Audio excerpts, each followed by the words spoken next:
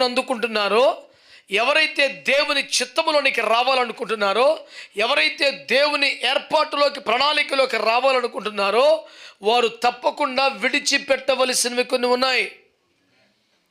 పాపముల గురించి కానీ, ప్రాచీన స్వభావం గురించి కానీ, నిర్జీవ క్రియల గురించి కానీ నేను ఇప్పుడు మాట్లాడటం లేదు. దేవుని వాక్యం చెబుతుంది, ప్రతి భారమును విడిచిపెట్టు అని అన్నమాట.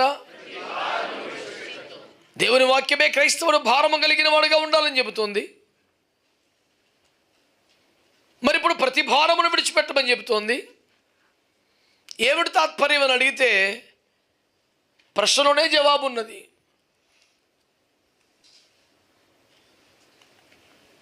దేవుని రాజ్యము కొరకైన భారమును కలిగి ఉండాలి కాబట్టే ఇతర భారములను కలిగి ఉండకూడదని చెప్తుంది వాక్యం.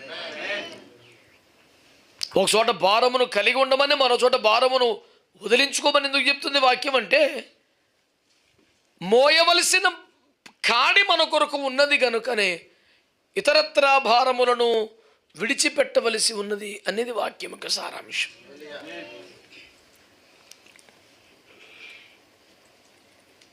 ఒక పాత్రలో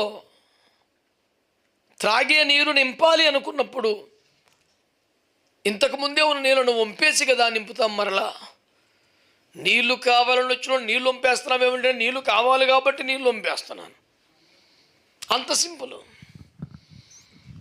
నీ భుజముల మీద దేవుని రాజ్యం అనే కాడిని మోయాలంటే నువ్వు రకరకాల భారాలు నేను ఎత్తినేసుకుంటే భుజాన్ని వేసుకుంటే అవ్వదు.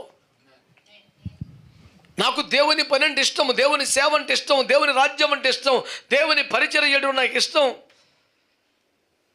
పాస్టర్ గారు నాకు ఏదైనా పరిచయం అప్పగించి నమ్మకంగా చేస్తాను నేను అనే ఆసక్తి చాలామంది దేవుని బిడ్డల్లో సంఘంలో ఉంటుంది.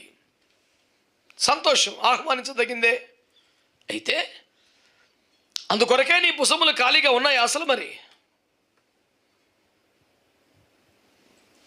ప్రయాసపడి భారం మోసుకుని సమస్త జనులను నా ఎద్దుకు రండి, నేను మీకు విశ్రాంతినిస్తాను. మీ భారం నా మీద మోపండి అన్నది ఎందుకు? దేవుని రాజ్యం అనే కాడి మీరు మోయాలి కాబట్టి.